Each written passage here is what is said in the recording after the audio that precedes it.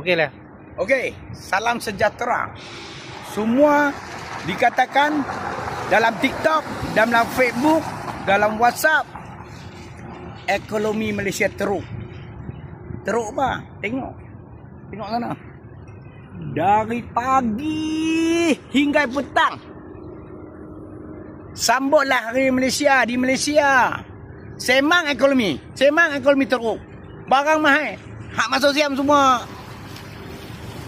Mahal tak mahal? Duit tinggal berapa persen lah. Hang pergi lagi. Semang apa? Semang salah politik. Semang salah kerajaan. Kita tengok ha. Duit kita jatuh pun orang. Satu hari dari semua sempadan seluruh Malaysia. Sempadan padang besar. Bukit Kayu Hitam. Wang Kelian. Pekop. Betong. Semua jam. Semang apa? Jangan duk semang lah. Ekonomi teruk.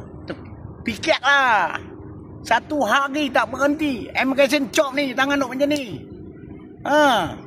Rakyat Malaysia, sambutlah Malaysia. Hari Malaysia, sambut di Malaysia.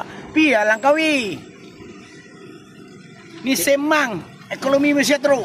Semang kedai kopi. Pelah otak.